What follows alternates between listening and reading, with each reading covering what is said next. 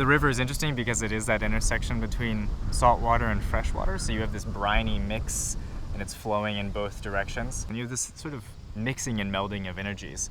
And I think if you look in an ecosystem, those places where it's either the edge of an ecosystem or where the salt meets the fresh, you have some of the most interesting, thriving biodiverse ecosystems. And so I think we're kind of standing in the middle of a terrestrial version of that.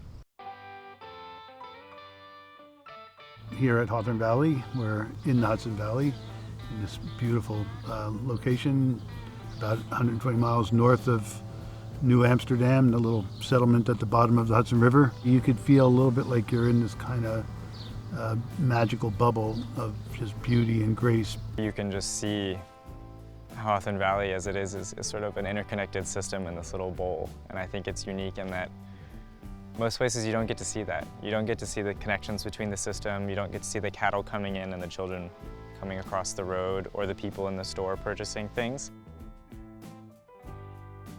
So this map is a picture of the diversity of relationships that we have in New York City. And you could say then how important New York City is to Hawthorne Valley. The lettuce that we're harvesting today is getting on a truck and going down to the city tomorrow, and that's pretty hard to beat.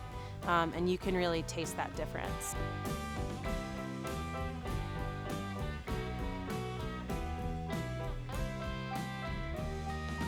This is the Hawthorne Valley Farmer Market in Inwood, New York. We don't use pesticides. We grow compost to put nutrients back in the soil, and we're really like pre-industrial agriculture. We do all of this back-end work that you're really never going to see. So the best thing we can do is to serve up our food as aesthetically as possible, to reflect that inner quality. I grew up here in Inwood. We were part of the Hawthorne Valley CSA growing up. Whenever I'm back in the city, I help out and I love to do it. I teach third grade in East Harlem, and I try to teach as much as I can from what I've learned at Hawthorne Valley to my students in New York City. It's the highlight of our week. It's really something else. Until recently, it's been a food desert. So the neighborhood has changed.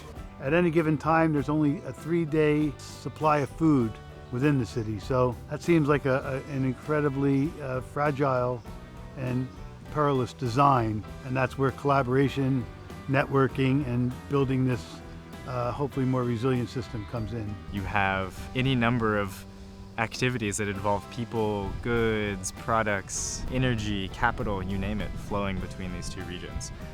They really are one region, but sort of interacting in this dynamic way.